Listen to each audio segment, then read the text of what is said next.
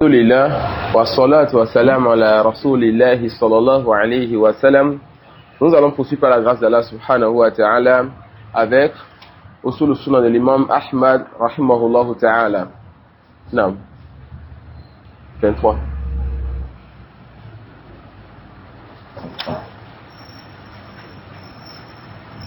ولا نشهد على أحد من أهل القبلة بعمل يعمله بجنة ولا نار ونرجو للصالح ونخاف عليه ونخاف على مسيء المذنب ونرجو له رحمة الله.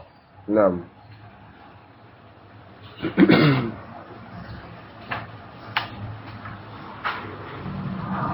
إذ ولا نشهد على أحد من أهل القبلة بعمل يعمله بجنة ولا نار نرجو للصالح ونخاف عليه ونخاف على المسيء المذنب ونرجو له رحمة الله.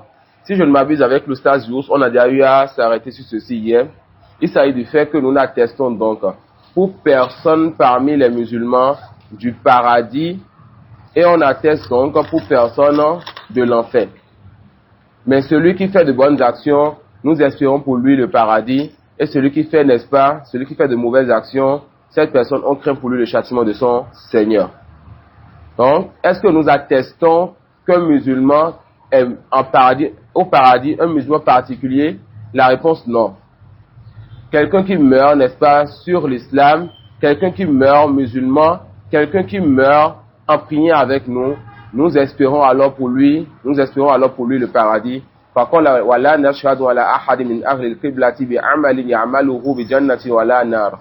Nous n'allons donc attester pour personne parmi les musulmans à cause d'une action qu'il a eu à faire que cette personne est au paradis ou en enfer en fonction de l'action en cours. Narju lis-salihi wa nakhafu alayhi. Nous allons espérer pour celui qui fait de bonnes actions la miséricorde de son Seigneur. Et celui qui fait des péchés, on a peur, n'est-ce pas, que le châtiment, la colère de son Seigneur touche donc cette dernière personne. Wa nakhafu ala al-musii al-muznibi wa narju lahu rahmatallah. Celui qui fait donc des péchés, nous allons à la fois avoir peur pour cette personne. Avoir peur donc que le châtiment d'Allah subhanahu wa ta'ala atteigne cette personne-là. Et par le même moment, nous espérons qu'Allah fasse donc miséricorde à cette personne tant qu'elle est morte dans la région de Mohammed sallallahu alayhi wa sallam. Le prophète sallallahu alayhi wa sallam a dit: Wallazi nafsi biyadihi inna ahadakum la ya'malu bi amali ahli al-jannah hatta ma yakunu baynahu wa baynaha illa dhira' fayasbiqu alayhi al-kitab fayamalu bi amali ahli an-nar fayadkhuluha. Le prophète sallallahu alayhi wa sallam jure donc par Allah subhanahu wa ta'ala que l'un d'entre vous fait les actes des gens du paradis jusqu'à ce qu'il ne reste entre cette personne et l'entrée au paradis un coudé. Et cette personne fait donc les actes des gens de l'enfer et rentre donc en enfer.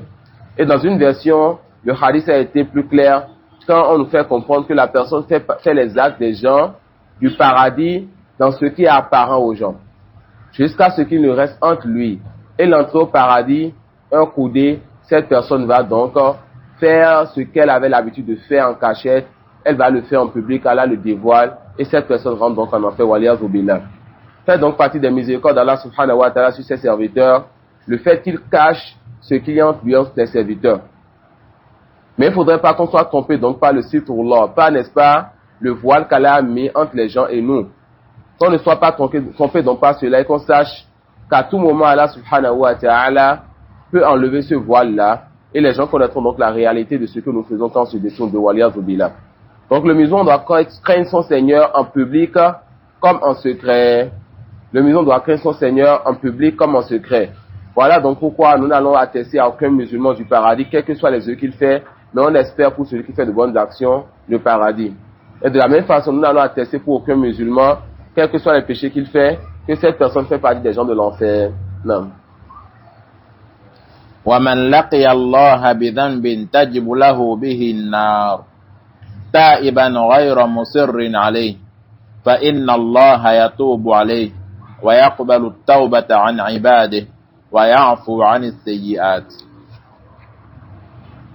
واصل. نعم. ومن لقيه وقد أقيم عليه حد أو حد ذلك الذنب في الدنيا فهو كفارته كما جاء في الخبر عن رسول الله صلى الله عليه وسلم. ومن لقيه مصرا غير تائب من الذنوب التي قد استوجب بها العقوبة فأمره إلى الله إن شاء عذبه وإن شاء غفر له. ومن لقيه من كافر عذبه الله ولم يغفر له. Non. Ici, l'auteur, rahimahullah ta'ala, a regroupé une série de sujets très très très importants. Il dit, وَمَنْ لَقِيَ اللَّهَ بِذَنْبٍ يَجِبُ لَهُ بِهِ النَّارِ. يعني المراد به بالوجوب يستحق به دخول النار. Celui qui rencontre Allah avec un péché qui le fait mériter l'entrée au paradis. Celui qui rencontre Allah subhanahu wa ta'ala avec un péché qui le fait mériter l'entrée au paradis. Man laki Allah bi dhanbi yajibu lahu bihi an-nar, yani yastahiqu bihi an-nar ta'iban ghayra musirrin alayhi. Cette personne a eu à faire des péchés. Il a eu à faire des péchés et ces péchés normalement le donnent, n'est-ce pas, le font mériter l'entrée au paradis. Ces péchés le font mériter l'entrée en enfer. Ces péchés, j'ai répété paradis plusieurs fois. Ça y est. Quelqu'un donc qui a fait des péchés. Si je fais des sables collissants comme ça, et tirez l'attention sur ça. Quelqu'un donc qui a eu à faire des péchés. Et ces péchés le font mériter l'entrée en enfer. D'accord? Ces péchés le font mériter l'entrée en enfer. Et cette personne donc rencontre Allah en étant repenti de ses péchés, c'est-à-dire en demandant pardon sincèrement pour Allah. Il est revenu de ces péchés-là. Il a eu à faire les péchés, des péchés qui le font mériter l'entrée en enfer, mais cette personne s'est repentie. Lorsqu'il rencontre son seul imam, dit fa inna Allah yatubu alayhi. Allah subhanahu wa ta'ala va lui pardonner. Wa yaqbalu tawbata an ibadihi wa ya'fu an as-sayyi'at.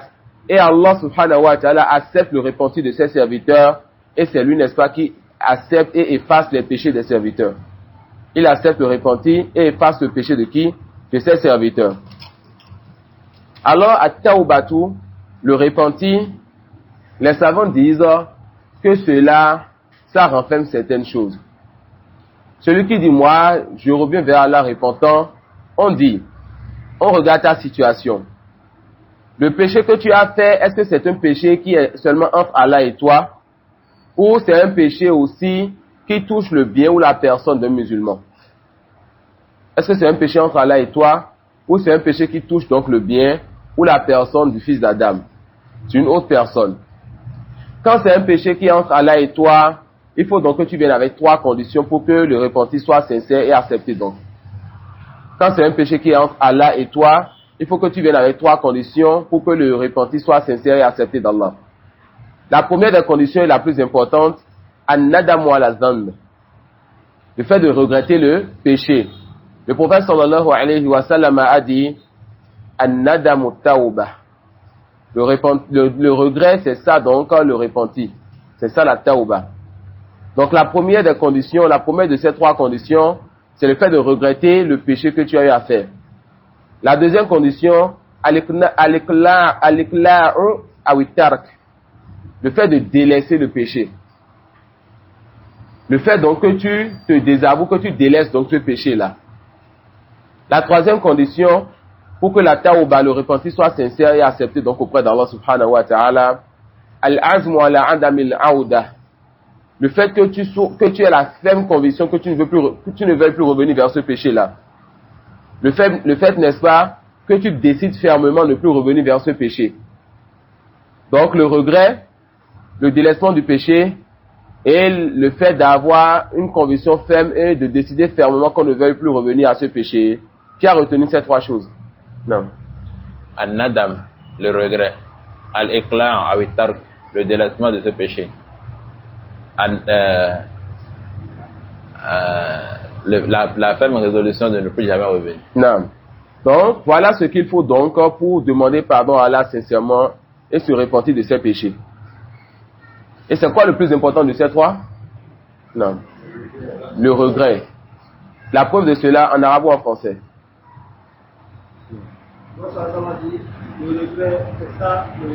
Qui veut dire ça en arabe? Non? Personne. Et maintenant, quand le péché touche aussi la personne ou le bien d'une tierce personne, de quelqu'un d'autre, alors les savants vont ajouter ici, ils disent, إن كان الذنب يتعلق بحق من حقوق المخلوقين في مال أو أرض أو نحو ذلك هو رد الحق إلى صاحبه فإن كان في أرضه مثلا فإنه يستحله أي يطلب منه أن يسامحه وإن كان في مال رده إليه وهكذا. Quand la personne donc a eu à toucher la personne ou le bien d'une autre personne lorsqu'il a fait ce péché, quand on fait de toucher la personne ou bien l'honneur, c'est le fait de faire la médisance sur quelqu'un, une médisance qui n'est pas permise. Et quand on fait de toucher le bien de quelqu'un, c'est le fait de voler la personne, de la narquer ou ce qui va dans ce sens. Quant à la première catégorie, tu dois, pour te repentir, venir avec les trois choses précédemment citées et ajouter à cela le fait de demander pardon à cette personne. Le fait que tu dises à cette personne, j'ai eu à dire telle chose de toi, excuse-moi donc. Le fait que tu dises à cette personne, j'ai eu à dire telle et telle chose de toi, excuse-moi donc. Mais les savants disent, quand tu crains qu'en allant vers lui pour lui dire excuse-moi, que cela amène un mal plus grand, alors tu ne vas pas donc vers lui pour lui demander de t'excuser pour ce que tu as dit sur lui. Qu'est-ce qu'il faut faire alors? Tu dois dire des biens de lui là où tu avais fait la médisance. Les trois premières conditions sont retenues. Maintenant, quand j'ai parlé sur quelqu'un sans droit, car il y a des moments où on parle sur des gens comme droit. Exemple, quand est-ce qu'on peut parler sur quelqu'un avec droit? Une mise en garde contre un innovateur, ou même un salafi qui nuit à la da'wa par exemple. Les réputations et les mises en garde ne sont pas que pour les innovateurs, mais c'est de façon générale pour toute personne qui nuit aux musulmans et dont son mal atteint autre que lui. Donc, quand je parle sur la personne sans droit, la base est que j'aille donc vers cette personne et je corrige ce mal-là et j'essaie de présenter mes excuses. Mais quand je vois que cela va amener un mal plus grand, je vais dire du bien de cette personne là où j'avais dit du mal de cette personne-là. Je vais dire du bien de cette personne là où j'avais dit du mal de cette personne. Mais quand c'est que j'ai pris un bien chez la personne, un bien précis, j'ai l'obligation de retourner ce bien-là, sinon je n'ai pas de repentir. Quand j'ai pris un bien chez la personne, un bien précis, j'ai donc l'obligation de retourner le bien à la personne, sinon je n'ai pas de repentir. On a compris alors ces conditions? Quand ça atteint alors l'honneur de quelqu'un, qu'est-ce que je dois faire? Non. Non. Et quand je vois que présenter des excuses apportera un mal plus grand, je fais quoi? Avoir Aïcha? Non. Et quand on dit là où j'avais médit, ça peut être le lieu ou auprès des gens qui m'avaient entendu. D'accord? Ça y est. Et quand ça touche un bien précis de la personne. Adam? On retourne donc ce bien à la personne et c'est comme ça que le repenti est accepté auprès d'Allah subhanahu wa ta'ala. Donc le cheikh il dit وَمَنْ لَقِيَ اللَّهَ بِذَنْبٍ تَجِبُ لَهُ بِهِ النَّارِ تَائِبًا غَيْرَ مُصِرٍّ عَلَيْهِ فَإِنَّ اللَّهَ يَتُوبُ عَلَيْهِ وَيَقْبَلُ التَّوْبَةَ عَنْ عِبَادِهِ وَيَعْفُو عَنِ السَّيِّئَاتِ.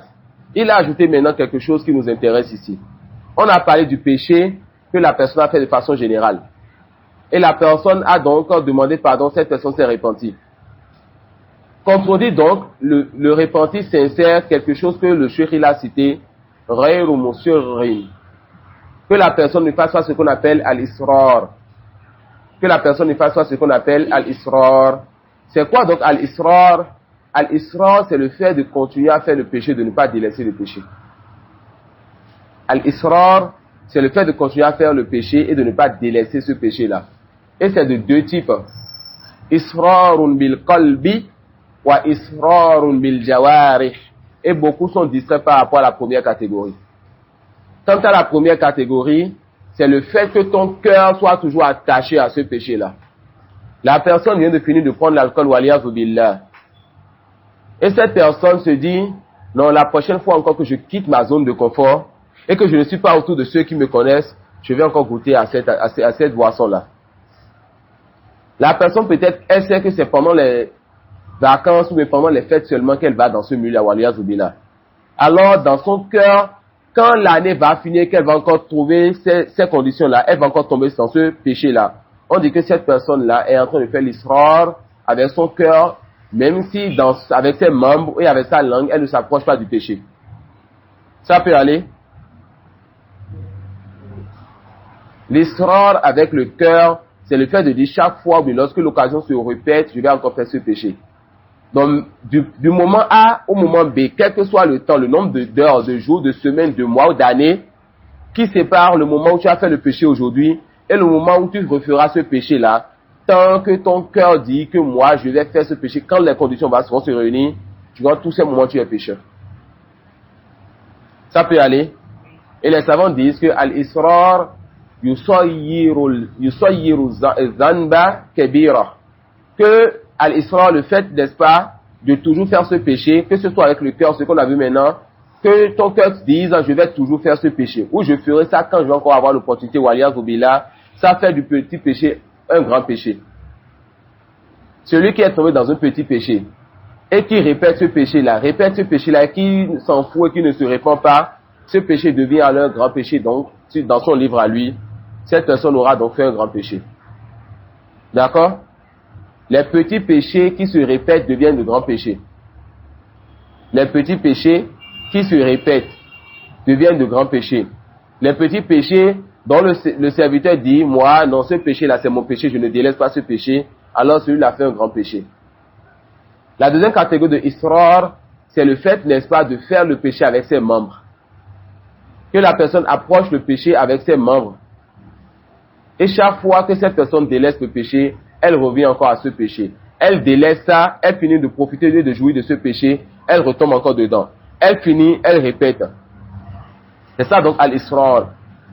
Et celui qui est dans une telle situation, cette personne-là n'est pas dans la première catégorie de personnes, n'est pas comme la première catégorie de personnes qui s'est repentie et qui a rencontré son Seigneur avec le repenti.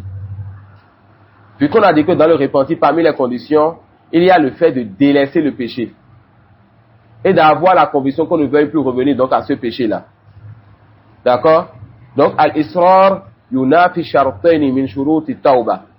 Al-israr, ça contredit deux parmi les conditions de la tawba. D'accord? Ça contredit deux parmi les conditions de la tawba. Non. Tafadhal.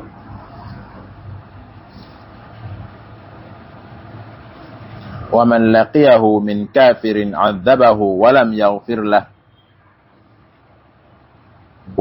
والرجم حق على من زنى وقد tu avais déjà lu beaucoup.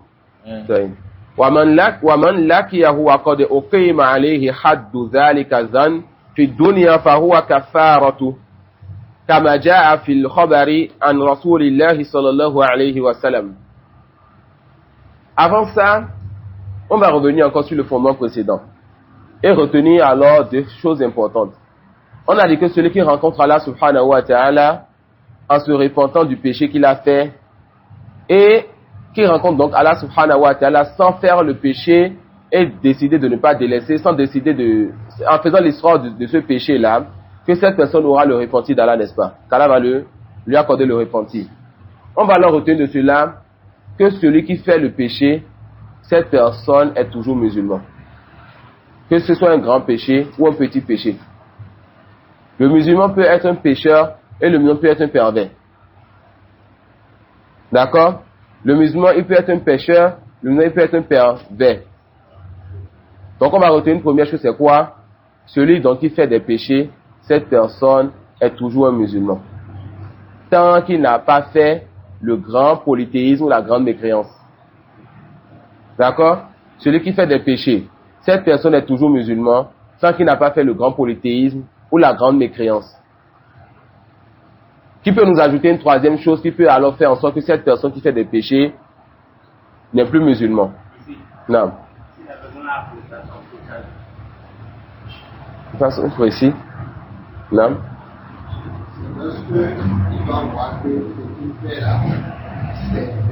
Non. Lorsque la personne voit maintenant que son péché est devenu halal, quand est-ce qu'on va rendre mécréant celui qui voit que son péché est devenu halal? Quand est-ce qu'on va rendre mécréant celui qui voit que son péché est devenu halal? Lorsqu'on va lever la bouche.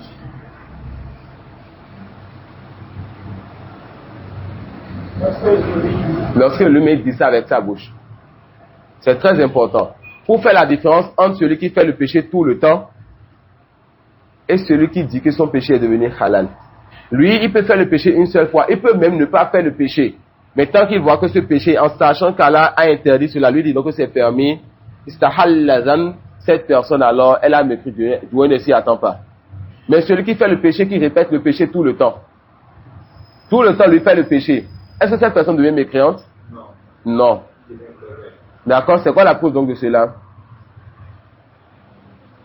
C'est quoi la preuve que celui qui fait le péché, qui répète le péché, celui qui fait al-israr, cette personne ne devient pas mécréante?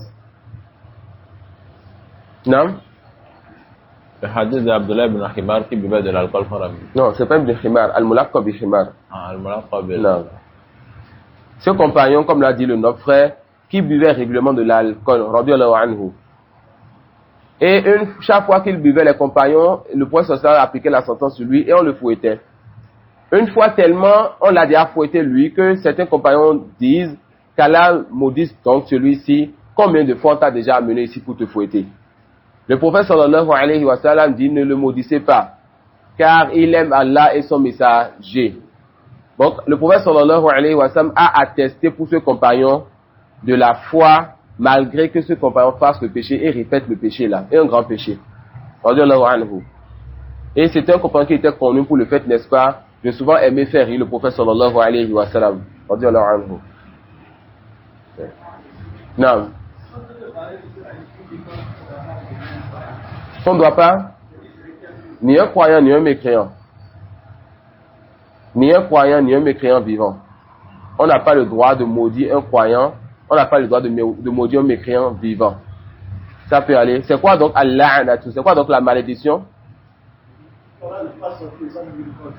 At-tardu an rahmatillah. Qu'Allah fasse sortir donc la personne de sa miséricorde. Est-ce qu'il est demandé à nous les musulmans de demander à Allah de faire sortir les non-musulmans de la miséricorde d'Allah ou bien de les appeler donc à la miséricorde d'Allah? Non. Donc ils n'ont pas permis avec notre langue d'invoquer sur eux en demandant à Allah de les maudire. On a compris ça? Non. Oui.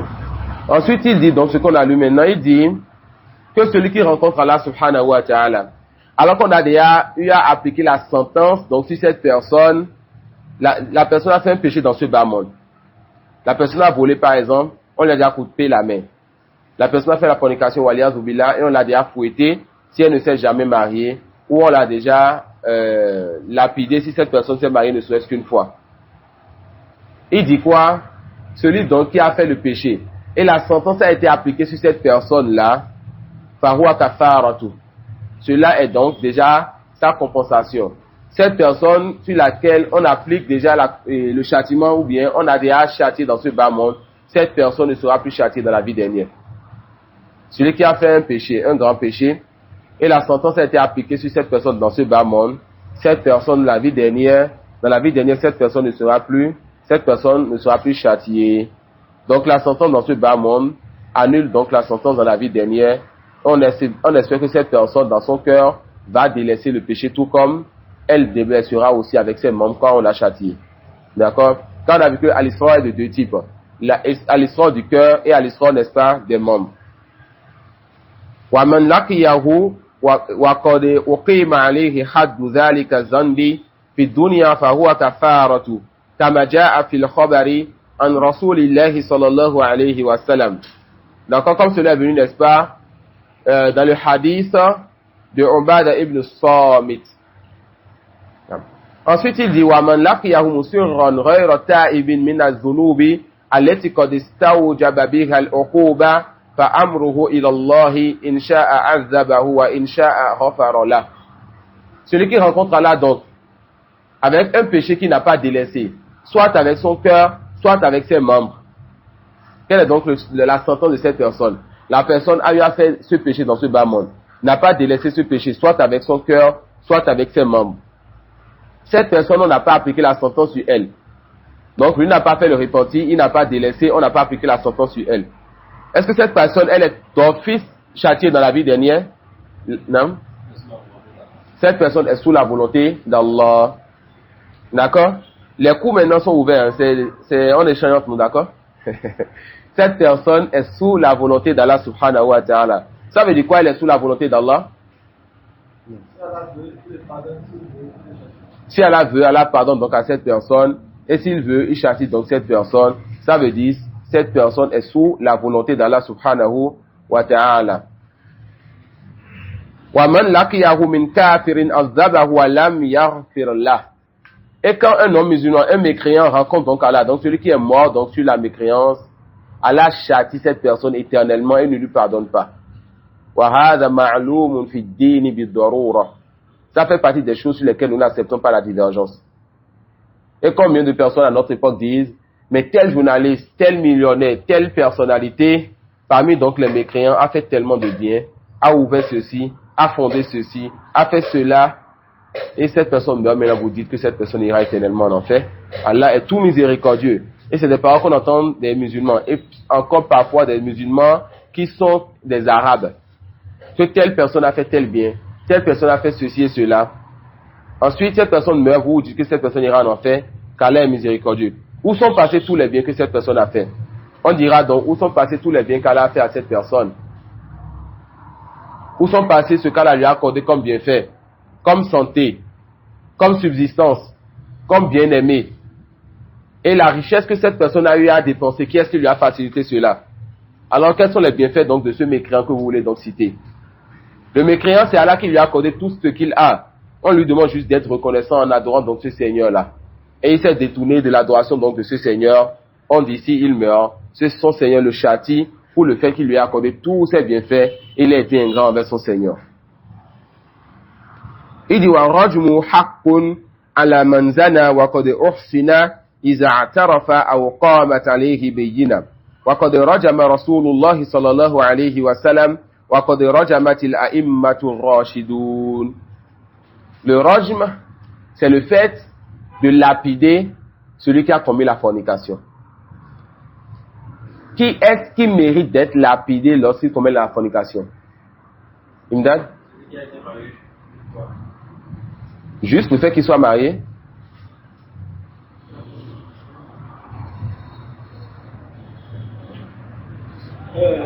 Celui qui a été surpris. Il a joui de son mariage. Celui qui a déjà joui du mariage ne serait-ce qu'une seule fois. Celui qui a joui du mariage ne serait-ce qu'une seule fois. Donc, si dans sa situation actuelle, il avait déjà eu à se marier il y a 15 ans, 20 ans, et il a joui ne serait-ce qu'une seule fois de sa femme. Ensuite, il a divorcé, sa femme est morte ou n'importe quelle situation. 15 ou 20 ans après, si cette personne, même célibataire depuis 15 ou 20 ans, si elle commet la fornication, cette personne n'est plus comme quelqu'un qui ne s'est jamais marié. Donc cette personne, c'est quoi sa sentence? À Rajma. On va lapider cette personne jusqu'à la mort. Maintenant, ça c'est une question de jurisprudence. Qu'est-ce que ça fait donc dans ce livre-là? Qui a la réponse? C'est une question de jurisprudence, n'est-ce pas? Qu'est-ce que ça fait dans Usul al-Sunnah? Qu'est-ce que la question de Rajma vient faire dans Usul al-Sunnah? Et ça?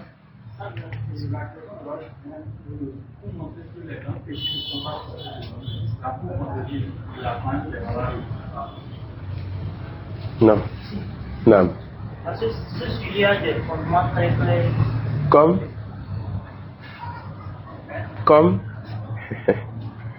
Non. Parce que ça fait partie des fondements des gens de la. Non. Parce que ça a été contrôlé par des gens de l'univers. Non. Retenez donc comme règle que chaque fois que nous voyons dans un livre de jurisprudence, et dans un livre de croyance, un sujet de jurisprudence, cela, c'est pour deux raisons.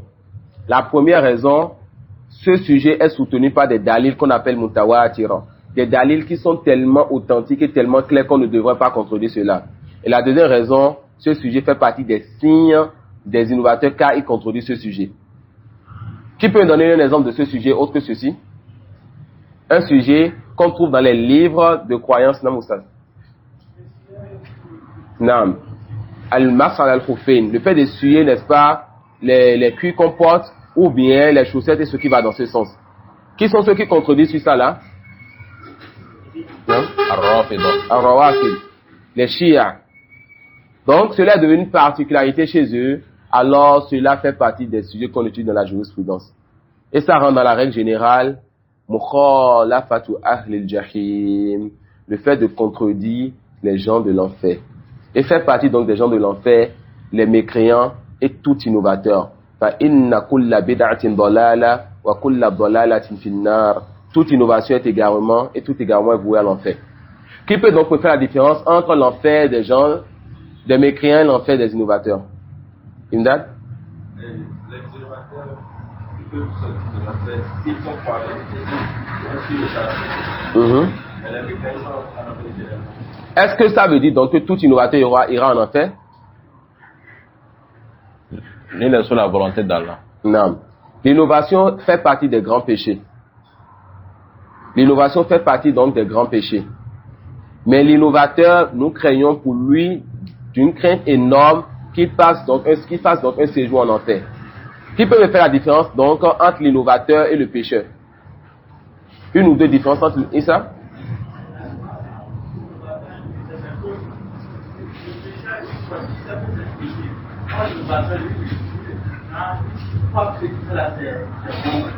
Donc un peu l'innovateur il est comme celui qui fait al-Israr.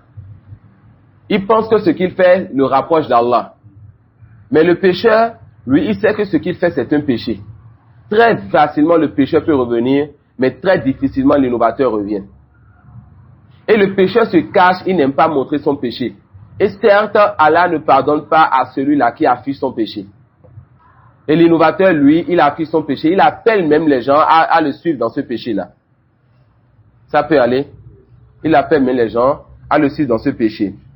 Donc il dit, وَالرَّجْمُ حَقٌّ عَلَى مَنْ زَنَى وَقَدْ أُحْسِنَ إِذَا اعْتَرَفَ أَوْ قَامَتْ عَلَيْهِ بَيِّنَةٌ. Celui donc qui est muhsan, celui n'est-ce pas, qui a eu à goûter à son mariage ne serait-ce qu'une fois. Ensuite cette personne commet la fornication waliyazu billah, alors cette personne doit être lapidée. Et ce sujet est ici parce que les preuves sont mutawatira.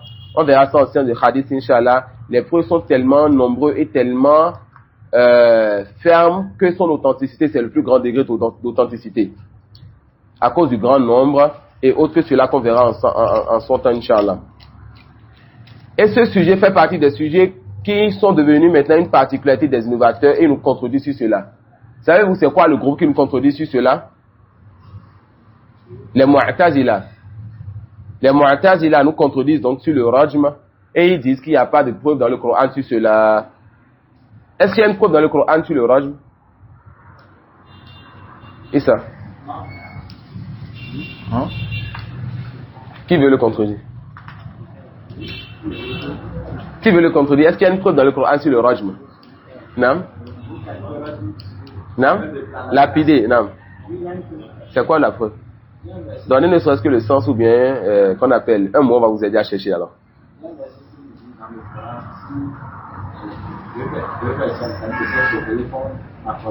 Non. Non. Les fouettés. C'est pas la lapidation ça. Lapider c'est avec la pierre. Non, Cheikh Oumar. Par rapport à ça, Non. c'est que le test a été retiré. Ahsant. Le verset était descendu. Ensuite, est devenu mansour. Mais le nas est de plusieurs types. Le verset, les alphas, qu'on appelle la phrase ou bien les mots ont été retirés du Coran, mais le sens est resté. Le jugement est resté. D'accord? Le jugement est resté. Et quant au verset, Ash-shaykhu wa shaykhatu idha zanaya farjumuhuma al-batta nakalan min Allah. C'était un verset qui était récité dans le Coran. Ensuite, Allah, il a, n'est-ce pas, fait le nasr de ce verset. Il a fait le nasr des alphaz, c'est-à-dire des termes, et il a gardé le jugement. Quant au fait de garder le jugement, le prophète sallallahu alayhi wa sallam, il a eu à lapider. Il a lapidé le Ma'iza, il a lapidé les deux juifs qui ont fait la fornication. Et autres que ces gens-là. Et Omar radiyallahu anhu a eu à lapider. Donc la lapidation a été faite par le prophète sallallahu alayhi wa sallam, par les compagnons bien, les khalifs bien guidés, et la lapidation, le jugement est resté donc dans notre communauté. Mais les Mu'tazila disent non, on n'a pas de preuve dans le Coran sur la lapidation, alors nous refusons cela. Ahl Sunnah a donc pris ce sujet de jurisprudence et a mis dans les questions de croyance. On a compris ça? Non. Non. Non. Qui dit ceci, et elle ne sera pas lapidée si elle témoigne 4 fois.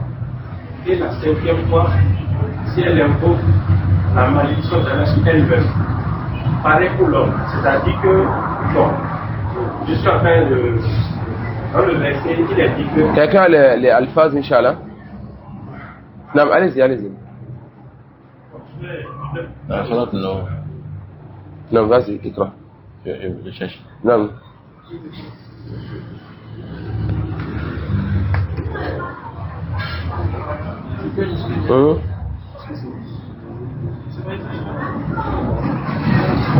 والخامسة أن لعنة الله قبل عليه هذا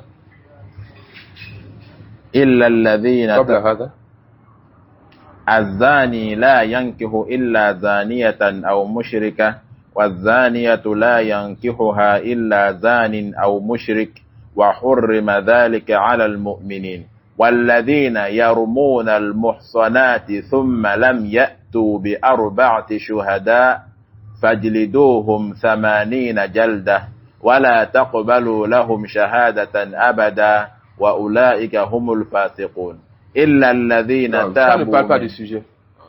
Ça ne parle pas du sujet. Non. Ça peut aller. Ça ne parle pas de la lapidation.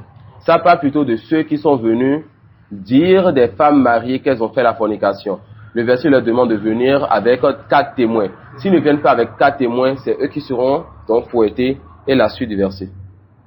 Non.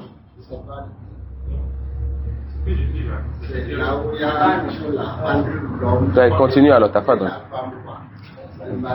والذين يرمون أزواجهم ولم يكن لهم شهداء إلا أنفسهم فشهادة أحدهم 4 شهادات بالله إنه لمن الصادقين والخامسة أن لعنة الله عليه إن كان من الكاذبين ويدرأ عنها العذاب أن تشهد 4 شهادات بالله إنه من الكاذبين والخامسة أن غضب الله عليها إن كان من الصادقين ولولا فضل الله عليكم ورحمته وأن الله تواب حكيم إن الذين جاءوا بالإفك عصبة منكم لا تحسبوه شرا لكم. Oui, c'est la partie là, mais ici c'est par rapport à la peine. Quoi. Donc, c'est pas la lapidation. C'est pas la lapidation. C'est pas la lapidation. On va continuer à l'Inch'Allah. Ensuite, il dit, rahimahullah ta'ala, tu as dit, وَمَنْ انْتَقَصَ لا. Donc, تفضل. ومن انتقص أحدا من أصحاب رسول الله صلى الله عليه وسلم أو أبغضه بحدث كان منه أو ذكر مساوئه كان مبتدعا حتى يترحم عليهم جميعا نعم. ويكون قلبه لهم سليما. Ça, c'est une règle générale qu'on va d'abord prendre. Salamatu sadri tujah as-sahaba. Le fait que ton cœur soit alors sain par rapport aux compagnons.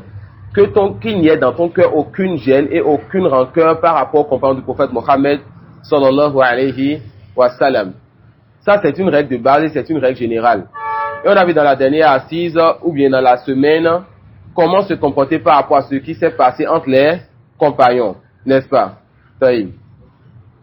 Le cheikh il dit, وَمَنْ انْتَقَصَ أَحَدًا مِنْ أَصْحَابِ رَسُولِ اللَّهِ صَلَّى اللَّهُ عَلَيْهِ وَسَلَّمَ أَوْ أَبْغَضَهُ بِحَدَثٍ كَانَ مِنْهُ أَوْ ذَكَرَ مَسَاوِيَهُ كَانَ مُبْتَدِعًا حَتَّى يَتَرَحَّمَ عَلَيْهِمْ جَمِيعًا وَيَكُونُ قَلْبُهُ لَهُمْ سَلِيمًا. Sachez qu'Allah vous fasse miséricorde, qu'il y a eu des choses qui se sont passées entre les compagnons. D'accord? Il y a eu des choses qui se sont passées entre les compagnons. Mais comment nous devons nous comporter par rapport à ce qui s'est passé donc entre les compagnons? Nous disons, nous délaissons ce qui s'est passé entre les compagnons, que ce soit des guerres ou autres. La première donc de ces choses, c'est le fait de délaisser, de se détourner de ce qui s'est passé entre les compagnons, que ce soit donc des guerres ou autres.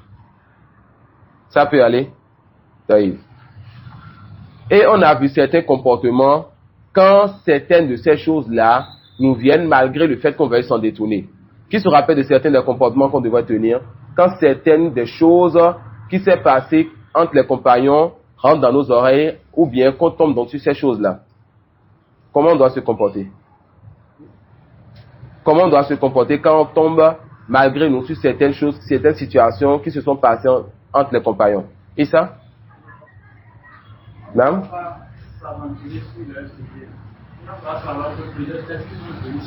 Non. La première chose, on ne doit pas s'aventurer sur le sujet, c'est ça la règle de base. Nous n'avons rien à chercher entre ce qui s'est passé entre les compagnons. Ensuite, si malgré nous, on tombe sur cela, on entend cela lors d'une khutbah ou autre, alors comment on doit alors se comporter par rapport à l'information? La première chose? Donc, plusieurs de ce qu'on rapporte, donc, sur ce qui s'est passé entre les compagnons, c'est faible. Cheikh Oumar. Après ça, on doit se dire que ce qui s'est passé là, c'est minime par rapport au bienfait.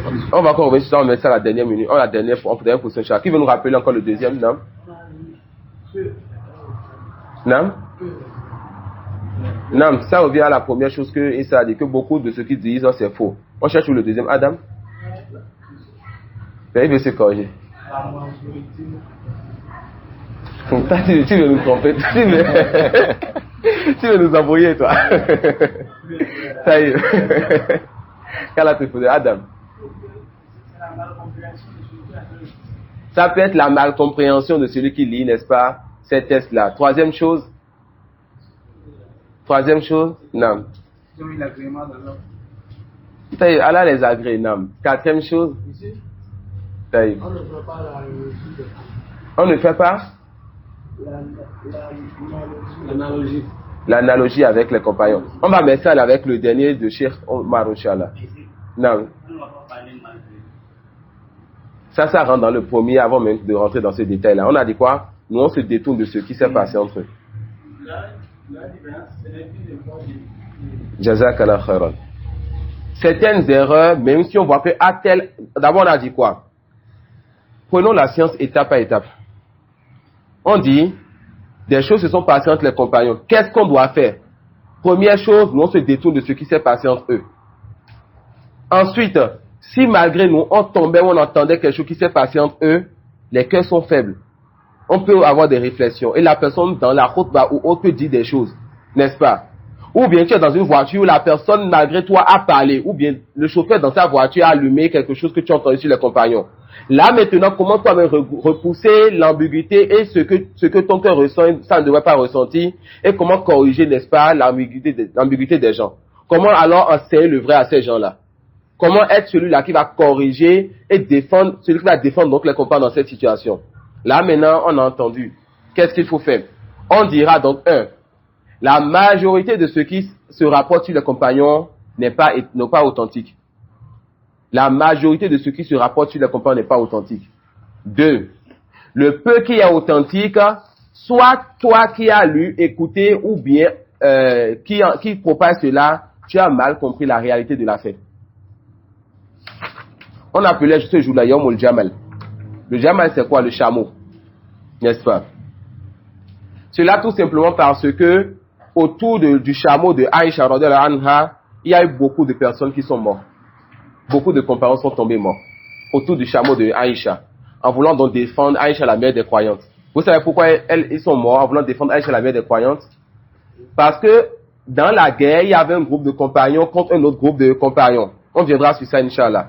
Aïcha était sortie pour arrêter cette guerre-là et demander aux gens de déposer leurs épées.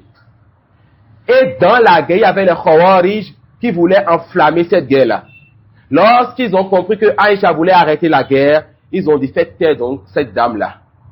Donc les Khawarij s'avancent et les compagnons défendent donc Aïcha. Et beaucoup de personnes sont tombées autour donc du chameau de la monture de la mère des croyantes. Donc certaines personnes, en lisant ces textes-là, vont dire Aïcha est sortie pour aller faire la guerre, mais ils n'ont pas compris ce qu'elle est sortie pour aller faire.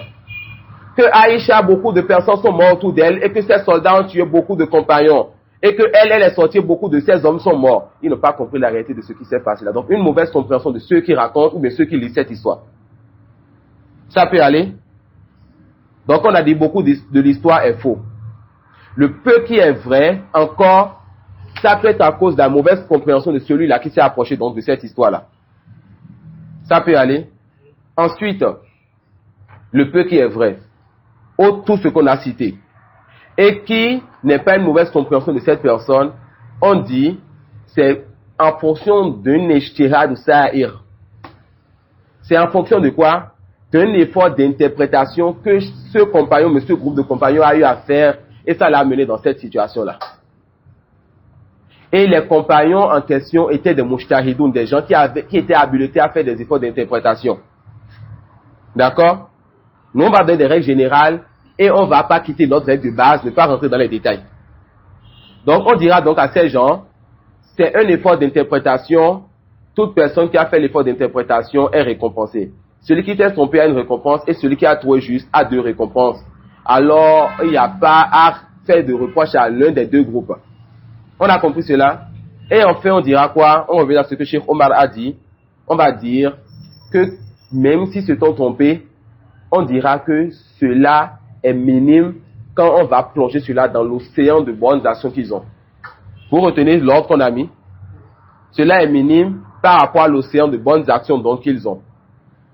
Ensuite, l'ambiguïté peut sortir donc. Si c'est ça, pourquoi mettre en garde sur quelqu'un qui a fait tel effort, tel effort, tel effort? Quelqu'un qui était salafi, qui a fait beaucoup d'efforts et qui a fait la da'wah comme cela se doit, cette personne, à cause d'un seul sujet, cette personne dit que cette personne délaissait donc cette personne-là. Hakon. Et on me dit donc, non, regarde tout le bien qu'il a fait. On va répondre quoi? La première des choses, laïsama as-sahabati qiyas. Il n'y a pas d'analogie à faire avec les compagnons. As-sahabatu bi-nisbati ilayna aqida. Les compagnons sont, n'est-ce pas, pour nous une croyance. Alors, nous ne les comparons donc pas à autre que parmi les créatures. Ça, c'est retenu. On ne fait donc pas d'analogie avec les compagnons. Ensuite, ce à quoi toi tu nous appelles, on appelle ça mazhabul muwazanat. Wa hadha maslakul mubtadi'. On appelle ça la méthodologie de peser les bonnes et les mauvaises actions. Et quand tu fais donc la mise en garde où tu refuses, tu dois alors citer aussi les bonnes actions de la personne. Et ça fait partie des particularités des voies des innovateurs. Allah subhanahu wa ta'ala, il a parlé de Pharaon dans le Coran. Il n'a cité que ses mauvaises actions. Il a parlé des hypocrites dans le Coran. Il n'a cité que leurs mauvaises actions. Et lorsqu'une fois le diable a eu à donner une faïda à Abu Huraira, le prophète sallallahu alayhi wa sallam a accepté cette faïda en même temps il a dit vrai ici, hein. Voilà, c'est quelqu'un qui ment beaucoup. C'était même pas une réfutation à la base. Mais qu'est-ce qu'il a encore amené à ajouter ceci? Car celui qui est sur le faux, la base est que tu refutes cette personne et tu éloignes d'elle. Et quand tu vois donc l'innovateur apporter une vérité, nous on est avec la vérité, on prend cette vérité et là on doit maintenant citer son faux. Mais le contraire n'est pas permis. Quand tu cites le faux de l'innovateur, tu le réfutes ou autre, tu n'as même pas le droit de citer ce qu'il a fait comme bonne action ou autre. Même si tu connais ces choses-là. Et les savants font donc la différence entre la réputation et la mise en garde et la biographie. On prend un livre maintenant par exemple de As-Suyuti ou bien autre parmi les innovateurs égarés. Il a écrit un livre bénéfique que les savants enseignent, par exemple, comme Terry Bouraoui dans la science du hadith. Quand tu vas vouloir faire sa biographie là, tu vas citer ses bonnes actions et ses mauvaises actions. Se trompera donc celui qui va prendre les biographies faites par des savants de la sunna ou des innovateurs où on a cité les bonnes et mauvaises actions et dit que moi j'ai des salafs sur le fait de citer les bonnes actions quand on fait la réputation. Donc la réputation est un chapitre, la biographie est un chapitre et on ne mélange pas entre les deux. Cela reviendra encore au nom, Inch'Allah, dans Ajubat al-Mufida. On a compris ça? Donc, celui-là qui parle maintenant sur les compagnons. On dit parler sur les compagnons de plusieurs types. Quand la personne diminue les compagnons, insulte les compagnons, cite un manque des compagnons, parle sur les compagnons à cause de la religion, haza kufrun bil ijma'. Ça c'est que cette personne a mécru par consensus. Celui qui insulte, déteste ou parle sur un compagnon ou dit un mal d'un compagnon à cause de la religion de ce compagnon-là, cette personne a mécru par consensus. Cette personne a mécru par consensus. Ensuite, celui qui insulte le compagnon, pas à cause de la religion, mais à cause d'une affaire mondaine. D'accord? Celui qui insulte le compagnon, pas à cause de la religion, les savants disent que ici, je vais plutôt lire la parole de Cheikh Abou Khaz ainsi que la Koun Inch'Allah. Yakul, an yakuna sabbuhu li amrin la ya'udu ila din. Kal wasi bi ba'd al-uyubi wa naqa'is allati takunu fil akhlaq mathala. Le fait n'est-ce pas d'insulter le compagnon à cause d'un manque qui soit sur lui ou à cause d'un comportement que ce compagnon est. Kal wasi bil jubn. Comme le fait n'est-ce pas d'insulter un compagnon waliyazu billah qu'il soit peureux. Awil bukhla, ou bien qu'il soit avare, awil jahla, ou bien qu'il soit ignorant, aw nahwi dhalik, fa hadha naw bid'atun bil ijma'. Cette catégorie est une innovation par consensus. D'accord? Donc celui qui insulte un compagnon ou traite un compagnon touche un manque sur un compagnon à cause de la religion. C'est quoi son jugement? Mécréant, par consensus. Et celui qui donc touche l'honneur d'un compagnon, touche la personne d'un compagnon, mais cela pas pour la religion, mais pour quelque chose qui a trait à ce compagnon. C'est quoi? C'est un innovateur. Alors revenons donc au matin. L'auteur dit وَمَنْ انْتَقَصَ أَحَدًا مِنْ أَصْحَابِ رَسُولِ اللَّهِ صَلَّى اللَّهُ عَلَيْهِ وَسَلَّمَ أَوْ أَبْغَضَهُ بِحَدَثٍ كَانَ مِنْهُ أَوْ ذَكَرَ مَسَاوِئَهُ كَانَ مُبْتَدِئًا. Celui donc qui va, n'est-ce pas, détester un compagnon ou citer un manque qu'il y a chez ce compagnon, cette personne est innovatrice. Est-ce que l'imam parle ici du fait de toucher le compagnon à cause de la religion ou à cause de quelque chose qui est particulier à ce compagnon? C'est la deuxième catégorie. Donc, l'une des choses les plus importantes, et beaucoup font des erreurs dans ça quand ils étudient les livres des sunnah, les livres qui sont dans ce chapitre, les livres de manhaj, c'est qu'ils n'arrivent pas à toujours comprendre la parole des savants. Même dans de petits livres comme ça. Que dit quand ils rentrent dans de grands livres comme As-Sunan al-Khalal, qui est rempli de asanid et de paroles de beaucoup de salafs.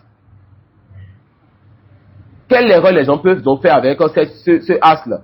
Quelqu'un viendra te dire, quand tu diras que les chiites sont des koufars, il dit pourquoi? Tu dis parce qu'ils ont insulté les compagnons. Et insulter les compagnons, c'est de la mécréance.